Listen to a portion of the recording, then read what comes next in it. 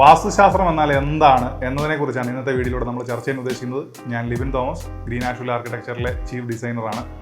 ഇതുവരെ ലഭ്യമായ തെളിവുകളുടെയും അറിവുകളുടെയും അടിസ്ഥാനത്തിൽ ഇൻഡസ് വാലി സിവിലൈസേഷനിലെ ഹാരപ്പൻ ആർക്കിടെക്ചറിൽ തുടങ്ങി നമ്മളുടെ ചരിത്രത്തിലും ആചാരാനുഷ്ഠാനങ്ങളിലും ഒക്കെ വേരൂന്നി നിൽക്കുന്ന ബൃഹത്തായ ഒരു പാരമ്പര്യമാണ് ഇന്ത്യൻ ആർക്കിടെക്ചറിൻ്റേത്.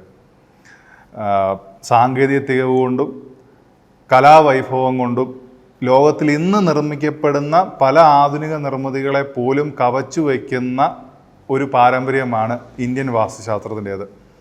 കാലാകാലങ്ങളിൽ നമ്മുടെ പൂർവികർ നിർമ്മിച്ചു വെച്ച ഇത്തരം പല നിർമ്മിതികളും ഇന്ന് പുനർനിർമ്മിക്കുക എന്ന് പറയുന്നത് പോലും അപ്രായോഗികവും ഒരു തരത്തിൽ പറഞ്ഞു കഴിഞ്ഞാൽ അസാധ്യവുമാണ്. പൂർവിക ഭാരതത്തിലെ നമ്മുടെ സംസ്കാരത്തിൽ വളർന്നു പന്തലിച്ച നമ്മളുടെ പല പാരമ്പര്യങ്ങളിലും എന്നതുപോലെ തന്നെ നമ്മുടെ നാട്ടിലെ ക്ഷേത്രങ്ങളോട് അനുബന്ധിച്ചായിരുന്നു നമ്മുടെ നാട്ടിലെ കലയും ശാസ്ത്രവും ഒക്കെ വളർന്നതും അത് ഡെവലപ്പ് ചെയ്തതും ഒക്കെ. അപ്പോൾ കാലാകാലങ്ങളിൽ നമ്മുടെ ആചാരങ്ങളിലും അനുഷ്ഠാനങ്ങളിലും വിശ്വാസങ്ങളിലും ഒക്കെയുള്ള കാര്യങ്ങളുടെ ഇൻഫ്ലുവൻസുകൾ ഇന്ത്യൻ ആർക്കിടെക്ചറിൽ നമുക്ക് പല സ്ഥലങ്ങളിലും ഒളിഞ്ഞും തെളിഞ്ഞും ഒക്കെ നമുക്ക് കാണാവുന്നതാണ്.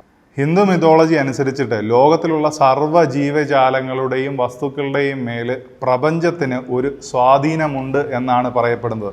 അതായത് സൂര്യന് നേരെ നോക്കി വളരുന്ന ഒരു ചെടിയിലും ജലത്തിൻ്റെ ഒഴുക്കിനും കാറ്റിൻ്റെ ദിശയ്ക്കും ഒക്കെ അനുസരിച്ചിട്ട് ഡെവലപ്ഡ് ആയിട്ടുള്ള ജീവികളുടെ എയറോഡൈനാമിക്കലി ഡിസൈൻഡ് ആയിട്ടുള്ള രൂപങ്ങളിലുമൊക്കെ നമ്മളിത് കാണുന്നതാണ്. അത് ഡാർവിൻ്റെ പരിണാമ സിദ്ധാന്തങ്ങളിലും അതുപോലെ തന്നെ സർവൈവൽ ഓഫ് ദ ഫിറ്റസ്റ്റ് എന്ന് പറയുന്ന സയൻസ് പിന്നീട് നിർവചിച്ച നമ്മളുടെ ആധുനിക ശാസ്ത്രത്തിൻ്റെ നിയമങ്ങളിലുമൊക്കെ നമ്മളിത് പലപ്പോഴായിട്ട് കാണുന്നതുമാണ്. വേദങ്ങൾ അഥർവവേദത്തിൽപ്പെടുന്ന സ്ഥപത്യവേദ എന്ന് പറയുന്ന ബുക്കിൽ ആണ് നമ്മളുടെ ആർക്കിടെക്ചറിനെ കുറിച്ച്, അതായത് നമ്മളുടെ വാസ്തുശാസ്ത്രത്തെക്കുറിച്ചിട്ടുള്ള കാര്യങ്ങളൊക്കെ വ്യക്തമായിട്ട് പറയുന്നത്. ഈ ഹിന്ദു വിശ്വാസം അനുസരിച്ചിട്ട് ആർട്ടിസ്റ്റിക്കൽ ക്രിയേഷൻസിൻ്റെ ഗോഡ് അഥവാ കലാപരമായ സൃഷ്ടികളുടെ ദൈവം എന്ന് വിശ്വസിക്കപ്പെടുന്നത് വിശ്വകർമാവിനെയാണ്. ഈ വിശ്വകർമാവിന് 5 മക്കൾ ഉള്ളതായിട്ട് പറയപ്പെടുന്നു. അതിൽ ഒന്ന് മനു, രണ്ടാമത്തെ ആള് മായൻ, പിന്നെ മൂന്നാമത് തൗശ്യർ എന്ന് പറയുന്ന ഒരു വിഭാഗം, നാലാമതായിട്ട് ശില്പി, അഞ്ചാമതായിട്ട് വിശ്വജന്യ എന്ന് പറയുന്ന ആൾക്കാർ. അപ്പം ഇത് ഒരു വ്യക്തിയാണ് എന്നാണ് പറയപ്പെടുന്നത്. പക്ഷേ ഇത് വ്യക്തിയാണെന്ന് ഞാൻ വിശ്വസിക്കുന്നില്ല. ഇത് ഒരു കൂട്ടം ആളുകളെ അല്ലെങ്കിൽ ഒരാളുടെ സന്തതി പരമ്പരകളെ ആയിരിക്കാം ഒരു പക്ഷേ ഇങ്ങനെ വിശേഷിപ്പിക്കുന്നത്. പ്രാചീന ഭാരതത്തിലെ നമ്മളുടെ പുരാതനമായ എൻജിനീയേഴ്സ് എന്നൊക്കെ വേണമെങ്കിൽ ഈ കൂട്ടരെ നമുക്ക് വിശേഷിപ്പിക്കാവുന്നതാണ്. ഇതിൽ ഇവർ ഓരോരുത്തരും തന്നെ താങ്കളുടേതായ മേഖലകളിൽ കഴിവ് തെളിയിച്ചവരായിരുന്നു. ആ ഓരോരോ മേഖലകളിലാണ് ഇവർ വർക്ക് ചെയ്യുന്നത്. ഇതിൽ മനു എന്ന് വിളിക്കുന്ന വിഭാഗത്തിൽ പെടുന്ന ആളുകൾ ഈ ആയുധ നിർമ്മാണങ്ങളിലൊക്കെയാണ് അവരുടെ കഴിവുകൾ തെളിയിച്ചിരുന്നത്, അല്ലെങ്കിൽ അതിൽ ഭയങ്കര എക്സ്പേർട്സ് ആയിരുന്നു എന്നാണ് പറയപ്പെടുന്നത്. ഇതിൽ രണ്ടാമതായിട്ടുള്ള മായനെ നമ്മൾ പല സ്ഥലങ്ങളിലും കേട്ടിട്ടുണ്ട്. മായൻ ഈ കല്ലുകൊണ്ടുള്ള ശില്പങ്ങൾ, കല്ലുകൊണ്ടുള്ള കെട്ടിടങ്ങളും ഒക്കെ നിർമ്മിക്കുന്നതിൽ അതിവിദഗ്ധന്മാരായിരുന്നു എന്നാണ് പറയപ്പെടുന്നത്. അതിപ്പം കല്ലിൽ കാർവ് ചെയ്യുന്നതിൽ നമ്മുടെ പൂർവികർക്കുണ്ടായിരുന്ന ഒരു കഴിവ് എന്ന് പറയുന്നത് ആധുനികമായിട്ടുള്ള എൻജിനീയേഴ്സിന് പോലും അത്ഭുതപ്പെടുത്തുന്ന പല കാര്യങ്ങളും ഇന്നും നമ്മൾ കാണാറുണ്ട്. അതായത് അജന്ത എല്ലോറ ഗുഹകളിലായിക്കോട്ടെ, അതല്ലെങ്കിൽ നമ്മുടെ തഞ്ചാവൂര് ക്ഷേത്രത്തിലായിക്കോട്ടെ, നമ്മുടെ ചെന്നൈക്ക് അടുത്തുള്ള മഹാബലിപുരത്തെ കല്ലിലൊക്കെയുള്ള കൊത്തുപണികളിലൊക്കെ ഇന്നും ആധുനിക ശാസ്ത്രത്തിന് പോലും നിർവചിക്കാൻ പറ്റാത്ത രീതിക്കുള്ള അവരുടെ കഴിവുകൾ നമ്മൾ കാണുന്നതാണ്. പുരാണങ്ങളിൽ നമ്മുടെ മഹാഭാരതത്തിൽ പഞ്ചപാണ്ഡവന്മാർ ഇന്ദ്രപ്രസ്ഥം നിർമ്മിക്കുമ്പോൾ അത് നിർമ്മിച്ച ഒരു അസുരശില്പിയായ മായനെക്കുറിച്ച് പരാമർശമുണ്ട്. ഈ ജലം പോലെ തോന്നിക്കുന്ന കരയും കര പോലെ തോന്നിക്കുന്ന ജലവും ഒക്കെ ആയിട്ടുള്ള ആ ഒരു ഇന്ദ്രപ്രസ്ഥം നിർമ്മിച്ച അവരുടെ കഴിവിനെ നമുക്ക് ഇന്നും അംഗീകരിക്കാതെ വയ്യ. പിന്നെ ഇതിൽ നാലാമതായിട്ട് പറയുന്ന ആൾ ശില്പിയാണ്. ഈ ശില്പി എന്ന് പറയുന്നത് തടി കൊണ്ടുള്ള വുഡ് വർക്കുകൾ കാര്യങ്ങളിൽ എക്സ്പേർട്സ് ആയിരുന്നു എന്നാണ്. ഈ ആനങ്ങൾ, രഥങ്ങൾ, തടി കൊണ്ടുള്ള വസ്തുക്കൾ ഇതിൽ നിർമ്മിക്കുന്നതിൽ കഴിവ് തെളിയിച്ചവരായിരുന്നു ശില്പി എന്ന് പറയുന്ന ആൾക്കാർ. ഇനി അഞ്ചാമതായിട്ടുള്ള വിശ്വജന്യ എന്ന് പറയുന്ന ആൾക്കാർ ഈ ആഭരണങ്ങൾ നിർമ്മിക്കുന്നതിൽ എക്സ്പേർട്സ് ആയിരുന്നു എന്നാണ് പറയുന്നത്. അതായത് ഇന്നും ഒരു പക്ഷേ ലോകത്തിൽ തന്നെ ഈ ഡയമണ്ട് കട്ട് ചെയ്യുന്നതിലും ആഭരണങ്ങളുടെ നിർമ്മാണത്തിലും ഒക്കെ ഇന്ത്യയിലെ വർക്കേഴ്സിനുള്ള കഴിവ് ലോക പ്രശസ്തമാണ് എന്നുള്ളത് നമ്മൾ ഇതിനോട് കൂട്ടി വായിക്കണം. ഈ പഴയ കാലത്ത് നമ്മുടെ നാട്ടിലെ മിക്ക തൊഴിലുകളും കാസ്റ്റ് സിസ്റ്റവുമായിട്ട് റിലേറ്റ് ചെയ്തിട്ടാണ് ഇരുന്നിരുന്നത്.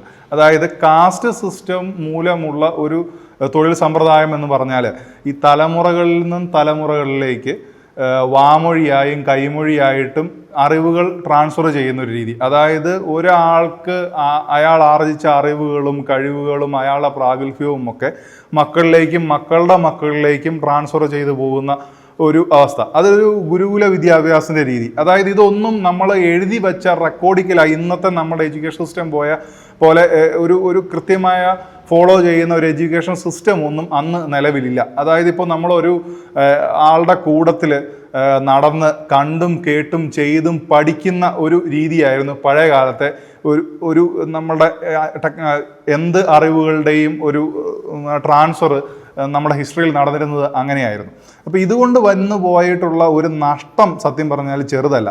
കാരണം ഈ അറിവ് നേടിയ ആൾക്കാരുടെ പിന്നീട് അങ്ങോട്ടുള്ള കഴിവില്ലായ്മ മൂലമോ അതല്ലെങ്കിൽ അവരത് വേണ്ട വിധം മനസ്സിലാക്കാത്തത് മൂലമോ അല്ലെങ്കിൽ അവരതിൻ്റെ യഥാർത്ഥ അന്തസത്ത ഉൾക്കൊള്ളാണ്ട് മനസ്സിലാക്കിയത് മൂലമോ പല കാലഘട്ടങ്ങളിലും പലപ്പോഴായിട്ട് നമുക്ക് ഇത് കൈമോശം വന്നുപോയി. ഇപ്പം ഇതിനൊരു ഉദാഹരണം പറഞ്ഞു കഴിഞ്ഞാൽ, ഇപ്പം എനിക്ക് പരിചയമുള്ള ഒരു ഈ പഴയ വീടൊക്കെ പൊളിച്ചെടുക്കുന്ന ഒരു ചേട്ടനുണ്ടായിരുന്നു. അപ്പം അദ്ദേഹം ഒരിക്കലും എന്നോടൊരു കഥ പറയുകയുണ്ടായി. അത് അദ്ദേഹം ഒരു പഴയ തടി കൊണ്ടുണ്ടാക്കിയ ഒരു പഴയ മന ഒരിക്കൽ ഇദ്ദേഹം ഡെമോളിഷ് ചെയ്യാൻ വേണ്ടിയിട്ട് അദ്ദേഹം വാങ്ങിക്കുകയുണ്ടായി. പക്ഷെ അത് പൊളിക്കാനായിട്ട് അദ്ദേഹം കുറച്ച് ജോലിക്കാരെയൊക്കെ ആയിട്ട് പോയി നോക്കിയപ്പോൾ ഇതിന് ഒരു ആണിയോ ഒരു സ്ക്രൂവോ പോലും ഇതിൻ്റെ എങ്ങും ഉപയോഗിച്ചില്ല. ഇത് കംപ്ലീറ്റ് ലോക്ക് ചെയ്ത് ഉണ്ടാക്കി വെച്ചിരിക്കുന്ന ഒരു സ്ട്രക്ചറാണ്.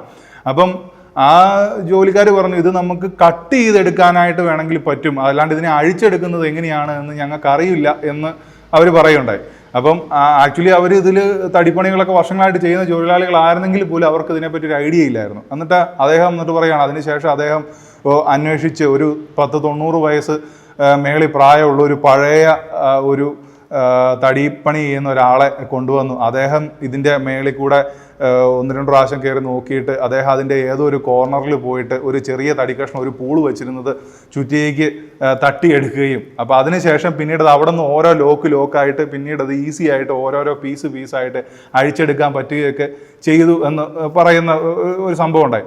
അപ്പോൾ അതായത് അദ്ദേഹത്തിൻ്റെ പഴയ തലമുറകളിൽ ഇത് ഉണ്ടാക്കിയ കാലത്ത് കിട്ടിയ എക്സ്പീരിയൻസ് വെച്ചിട്ടായിരിക്കും അദ്ദേഹം അതിനെ കൃത്യമായിട്ട് അഴിച്ചെടുത്തത്. പക്ഷേ ഇന്നത്തെ കാലത്തെ പല ആൾക്കാർക്കും ഇതെങ്ങനെയാണ് ചെയ്തതെന്നോ അല്ലെങ്കിൽ അത്ര വ്യക്തമായിട്ട് ഇന്ന് അങ്ങനെ ഒരു സാധനം ഉണ്ടാക്കാനോ പറഞ്ഞാൽ ഇവർക്കറിയില്ല. കാരണം നോളജ് തലമുറയിലേക്ക് ട്രാൻസ്ഫർ ചെയ്ത് പോകുന്നതിൻ്റെ അകത്ത് നമുക്ക് ഒത്തിരി നഷ്ടങ്ങൾ സംഭവിച്ചു എന്നുള്ളതൊരു വാസ്തുതയാണ്.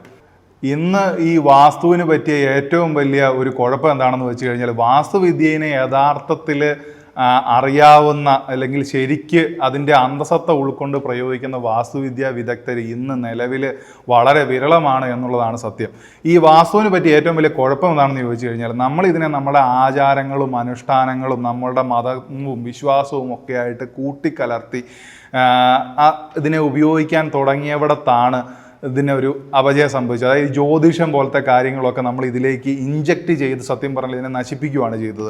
ഇതിൻ്റെ യഥാർത്ഥ കാമ്പായ ഇതിൻ്റെ സയൻസ് എന്ന് പറയുന്നതിൻ്റെ അന്തസത്തയെ മറന്നിട്ട് കേവലം റിച്വൽസിനെയൊക്കെ നമ്മൾ ഫോളോ ചെയ്യാൻ തുടങ്ങിയവിടത്തു നിന്നാണ് ഈ ശാസ്ത്രം നമ്മുടെ കയ്യിൽ നിന്ന് കൈവിട്ടു പോയി അല്ലെങ്കിൽ നശിക്കാൻ തുടങ്ങിയത്. ഈ മനുഷ്യൻ്റെ ഭയം എന്ന് പറയുന്ന ഒരു വികാരത്തെ മുതലെടുത്ത് അങ്ങനെ ചെയ്തില്ലെങ്കിൽ ഇങ്ങനെ സംഭവിക്കും, അതുകൊണ്ടാണ് ഇങ്ങനെ വരുന്നത് എന്നൊക്കെ ഉള്ള ബാലിശമായ കാര്യങ്ങൾ പറഞ്ഞ് ആൾക്കാരെ ഭയപ്പെടുത്തി ഇതുമായിട്ട് യാതൊരു ബന്ധവുമില്ലാത്ത ആളുകൾ കേവലം കുറച്ച് പുസ്തകങ്ങളും കുറച്ച് കണക്കുകളും ഒക്കെ പഠിച്ചു വെച്ചിട്ട് വന്ന ഈ വാസ്തുവിനെ എടുത്തു വെച്ച് പ്രയോഗിക്കുന്നത്, സയൻസ് എന്ന് പറയുന്ന ഇതിൻ്റെ അന്തസത്തനെ മറന്ന് ഇതിനെ എടുത്തു വെച്ച് പ്രയോഗിക്കുന്നിടത്താണ് സത്യം പറഞ്ഞാൽ വാസ്തു നമ്മുടെ കയ്യിൽ നിന്നും നശിച്ചു പോകാൻ തുടങ്ങിയത്. ഇതിനൊരു ഉദാഹരണം പറഞ്ഞാൽ, അതായത് നമ്മളൊക്കെ ഈ സൈറ്റിൽ ചെല്ലുന്ന സമയത്ത് ഈ ആദ്യമായിട്ട് ഇത് പണിയുന്ന സമയത്ത് കണപ്പ് തിരിക്കുക എന്ന് പറയുന്ന ഒരു പരിപാടിയുണ്ട്. അതായത് വേറൊന്നുമല്ല, നമ്മൾ സെറ്റ് ഔട്ട് ചെയ്യുന്ന സമയത്ത് ഫസ്റ്റ് ഒരു റഫറൻസ് ലൈനുകൾ ആദ്യമായിട്ട് നമ്മൾ സെറ്റ് ചെയ്യുന്നത്, അതായത് 90 ഡിഗ്രി ആംഗിളിൽ ഒരു ലൈന് വേറൊരു ലൈനും നമ്മൾ സെറ്റ് ചെയ്യുന്ന പരിപാടി. അപ്പോൾ ഇത് ചെയ്യുന്ന വർക്കേഴ്സിനോട്, ജോലിക്കാരോട് നമ്മളിത് എങ്ങനെയാണ് നിങ്ങൾ കണപ്പ് തിരിക്കുക എന്ന് ചോദിച്ചു കഴിഞ്ഞാൽ അവർ സിമ്പിളായിട്ട് മറുപടി പറയും. അതായത് ഇങ്ങനെ 2 ലൈനുകൾ നമ്മൾ ഒരു ചരട് ഇങ്ങനെയും ഒരു ചരട് ഇങ്ങനെ ക്രോസ് ആയിട്ട് പെർപെൻഡിക്കുലർ ആയിട്ട് കെട്ടിയതിന് ശേഷം ഈ പോയിന്റിൽ നിന്നും ഈ ഡയറക്ഷനിലേക്ക് 4 മീറ്ററും ഈ ഡയറക്ഷനിലേക്ക് 3 മീറ്റർ നമ്മൾ എടുത്തു കഴിഞ്ഞിട്ടുണ്ടെങ്കിൽ ഈ പോയിന്റിൽ നിന്ന് ഈ പോയിന്റിലേക്കുള്ള അകലം 5 മീറ്റർ ആയിരിക്കും എന്ന് പറയും. അപ്പോൾ അവർ പറയും ഇങ്ങോട്ട് 4ഉം ഇങ്ങോട്ട് 3ഉം എടുത്താൽ മതി, ഇത് 5 ആയിരിക്കും. ഇത് 5 ആകുന്നോടം വരെ ഈ ലൈനുകളെ പയ്യെ നമ്മൾ അഡ്ജസ്റ്റ് ചെയ്യുക. അപ്പം അത് കൃത്യമായിട്ട് എപ്പോൾ വരുന്നു ആ സമയത്ത് ഇത് കൃത്യമായിട്ട് പെർപെൻഡിക്കുലറായിട്ട് 90 ഡിഗ്രി ആയിരിക്കും. അത് അങ്ങനെയാണ്. അപ്പോൾ അത് എന്തുകൊണ്ടാണ് അങ്ങനെ വരുന്നതെന്ന് ചോദിച്ചു കഴിഞ്ഞാൽ ഇവർക്ക് അറിയത്തില്ല. സത്യം പറഞ്ഞാൽ ഇത് നമ്മളെല്ലാവരും പഠിച്ച പൈതഗോറസ് തിയറമാണ്. അതായത് ഒരു 90 ഡിഗ്രി ഉള്ളൊരു ട്രയാങ്കിളിൻ്റെ base square plus altitude square എന്ന് പറയുന്നത് ഹൈപ്പോട്ടന്യൂസ് സ്ക്വയർ ആണ് എന്നുള്ളത് ശാസ്ത്രത്തിൽ നമുക്കിത് അറിയാവുന്ന കാര്യങ്ങളാണ്. പക്ഷേ ഇവരാരും ഇതിൻ്റെ യഥാർത്ഥ അർത്ഥം അറിഞ്ഞിട്ടോ അല്ലെങ്കിൽ ഇത് എന്തുകൊണ്ടാണ് അങ്ങനെ വരുന്നത് എന്നുള്ളതിൻ്റെ യഥാർത്ഥ കാരണം അന്വേഷിച്ചിട്ടോ ഒന്നുമല്ല ഇവരെടുത്ത് പ്രയോഗിക്കുക. ഇവർ ഇതിനെ ബൈഹാർട്ടായിട്ട് പഠിച്ചു വെക്കുന്ന, അങ്ങനെ വന്നില്ലെങ്കിൽ ഏതാണ്ടൊക്കെ വലിയ കുഴപ്പങ്ങളാണ് എന്നുള്ള രീതിക്ക്. അതായത് ഇങ്ങനെ അർത്ഥം അറിയാണ്ട് സയൻസിനെ പഠിച്ച് എടുത്ത് ഉപയോഗിക്കുന്നവരിലാണ് സത്യം പറഞ്ഞാൽ ഈ വാസ്തുവിൻ്റെ നാശം ഇരിക്കുന്നത് എന്നാണ് എനിക്ക് തോന്നുന്നത്. ഈ മുറിവൈദ്യം ആളെ കൊല്ലും എന്ന് പറയുന്ന പോലെയാണ് ഇന്നത്തെ കാലത്ത് നമ്മുടെ വാസ്തുവിൻ്റെ അവസ്ഥ.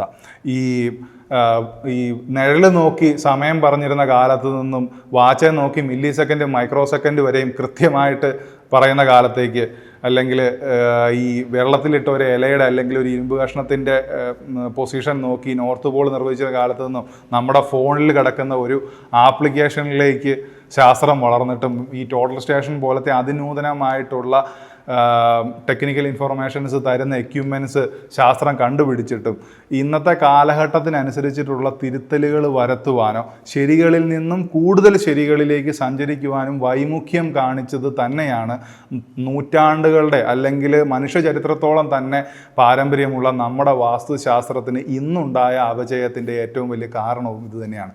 സത്യത്തിൽ വാസ്തുശാസ്ത്രം എന്നാൽ ഒരു പർട്ടിക്കുലർ സ്ഥലത്ത് അവിടുത്തെ സാഹചര്യങ്ങളും അവിടുത്തെ നമ്മളെ ആവശ്യങ്ങളും പരിഗണിച്ച് അവിടെ നമ്മൾ അനുവർത്തിക്കേണ്ടതും കണക്കിലെടുക്കേണ്ടതുമായ ടെക്നിക്കൽ ഇൻഫോർമേഷൻസിനെ വേണ്ട വിധം കണ്ടെത്തുകയും ഉപയോഗിക്കുകയും എന്നുള്ളതാണ് ഉദ്ദേശിക്കുന്നത്. ഇപ്പം ഈ വാസ്തുശാസ്ത്രത്തെ സംബന്ധിച്ചിടത്തോളം വാളെടുക്കുന്നവനൊക്കെ വെളിച്ചപ്പാടാകുന്ന ഒരു അവസ്ഥ നിലവിലിപ്പോൾ ഉണ്ട്. അപ്പോൾ കന്നിമൂല അല്ലെങ്കിൽ മരണച്ചുറ്റ് എന്നൊക്കെ കേൾക്കുമ്പോൾ അതിനെപ്പറ്റി ആരും ഭയപ്പെടേണ്ട കാര്യമൊന്നുമില്ല. ഇതിൻ്റെ ഉള്ളിലെ സയൻസിനെയാണ് നമ്മൾ കൂടുതൽ കോൺസെൻട്രേറ്റ് ചെയ്യേണ്ടത്. അപ്പം ഈ വാസ്തുവിനെ സംബന്ധിക്കുന്ന വാസ്തുവിൻ്റെ ഉള്ളിലെ സയൻസിനെ പരിചയപ്പെടുത്തുന്ന മറ്റ് വീഡിയോകളുമായിട്ട് ഇനിയും നമുക്ക് കാണാം. അതുവരേക്കും ബൈ.